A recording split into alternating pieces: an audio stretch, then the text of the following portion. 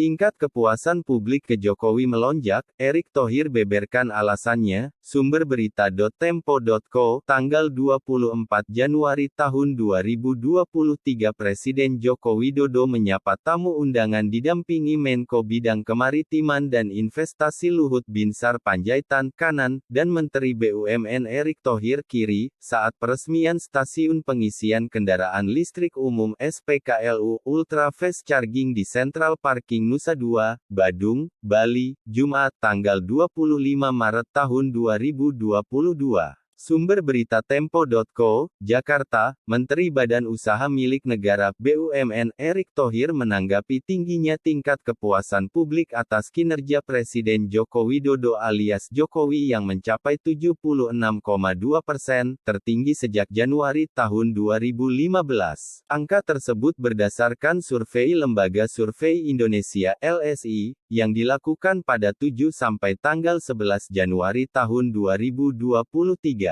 Erick Thohir menjelaskan bahwa hal itu menunjukkan pemerintah bekerja di arah yang benar. Menurut dia, visi misi Presiden diterjemahkan dengan tepat oleh para menteri sebagai pelaksananya. Bapak Presiden Joko Widodo selalu menekankan agar pembangunan dilakukan menyeluruh, menumbuhkan pusat perekonomian baru, mempermudah investasi, hilirisasi sumber daya alam, hingga pembukaan lapangan kerja seluas-luasnya, ujar Erick lewat keterangan tertulis yang dikutip pada Selasa, tanggal 24 Januari tahun 2023. Manfaat hilirisasi sumber daya alam. Dia mencontohkan soal hilirisasi sumber daya alam, Presiden ingin agar kekayaan sumber daya alam Indonesia tidak diekspor dalam bentuk bahan baku mentah, melainkan diolah lebih dulu di dalam negeri. Biji nikel, misalnya. Presiden, kata Erick, juga ingin Indonesia menjadi produsen baterai kendaraan listrik, EV battery. Dengan kebijakan hilirisasi, pengolahan bahan baku terjadi di Indonesia dan dapat membuka lapangan kerja baru.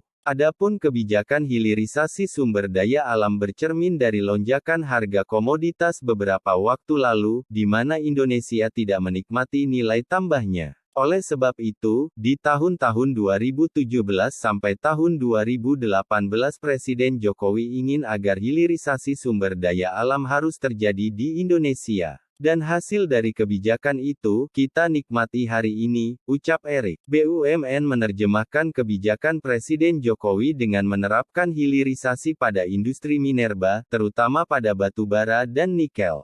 Indonesia selama ini dikenal sebagai produsen dan eksportir nikel yang merupakan bahan baku utama baterai kendaraan listrik EV battery. Nikel Indonesia menguasai 27% kebutuhan pasar global. Kebijakan Kementerian BUMN melakukan inovasi model bisnis dalam industri itu, sekaligus meningkatkan value chain nikel Nusantara yang berlimpah. Tujuannya untuk memanfaatkan keuntungan sekaligus membangun industri baterai litium di dalam negeri, dikutip sumber berita.tempo.co.